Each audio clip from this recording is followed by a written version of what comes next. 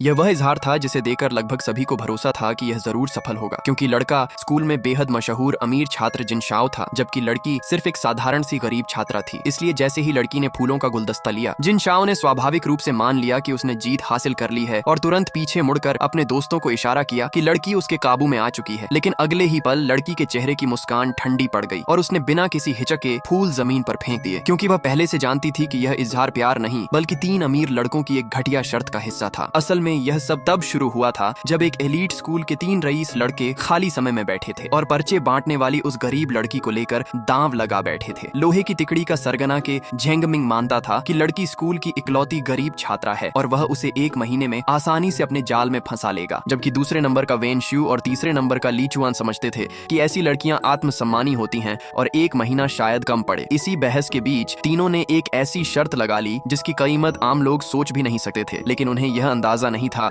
कि लड़की उनकी सारी बातें पहले ही सुन चुकी है और वह दिखने में जितनी मासूम लगती है उतनी है नहीं। शर्त लगते ही कि जेंगलिन लड़की की जिंदगी में बार बार नजर आने लगा, मगर उसकी नीयत समझने के बाद भी लड़की ने कभी जानबूझकर उससे नजदीकी नहीं बढ़ाई। जब भी तीनों लड़के जानबूझकर उसके सामने आने का मौका बनाते, लड़की न तो उनसे बात करती और न ही कोई पहल दिखाती। जैसा उसने सोचा था, कुछ समय बाद के जेंगलिन ने खुद चाल चली। एक रात जब लड़की कैफे में पार्ट टाइम काम कर रही थी, एक आदमी ने जानबूझकर हंगामा खड़ा किया और ठीक रात के 2 बजे के जेंगलिन हीरो बनकर प्रकट हुआ और लड़की को बचाने का नाटक किया। उसने बड़े दिल का दिखावा करते हुए उस आदमी के गंदे हुए कपड़ों का हर्जाना भी भर दिया, जबकि लड़की जानती थी कि वह आदमी उसी के पैसे से बुलाया गया अभिनेता था। फिर भी उसने अभिनय निभाते हुए उसका धन्यवाद किया। यहीं से दोनों की पहचान गहरी होने लगी कि जेंगलिन अक्सर अपना भरपूर खाना उसके साथ बदल लेता और लड़की भी जरूरत भर की कृतज्ञता दिखा देती, क्योंकि नाटक करना उसे भी आता था। धीरे धीरे वे हर जगह साथ दिखाई देने लगे और बाहर वालों को लगने लगा कि दोनों सच में प्यार में हैं। जबकि जेंगलिन को लगा कि समय सही है, उसने इजहार किया और लड़की के फूल लेते ही जीत का जश्न मनाने लगा। लेकिन अगले ही पल लड़की ने फूल फेंक दिए और साफ कह दिया कि उसे पहले से पता है कि वह सिर्फ इस गरीब लड़की के साथ खेल रहा है। लड़की के इस एक झूठ ने लोहे की तिकड़ी में शक की आग भड़का दी। वेन श्यू और ली चुआन तुरंत खुद को अलग दिखाने लगे और कहने लगे कि उन्होंने कभी लड़की को शर्त के बारे में नहीं बताया, जबकि कि जेंगलिन को यकीन हो गया कि उसके भाइयों में से किसी ने उसे धोखा दिया है। लड़की ने जानबूझकर आग में घी डालते हुए कहा कि उसे बेचने वाला सिर्फ एक नहीं है और फिर भाईचारे को बचाने की नसीहत देकर पीछे हट गई। अगले दिन वेन श्यू लड़की के काम की जगह पहुंचा और उससे कहा कि वह चल कर के जेंगलिन को सच्चाई समझाए, लेकिन लड़की ने साफ मना कर दिया।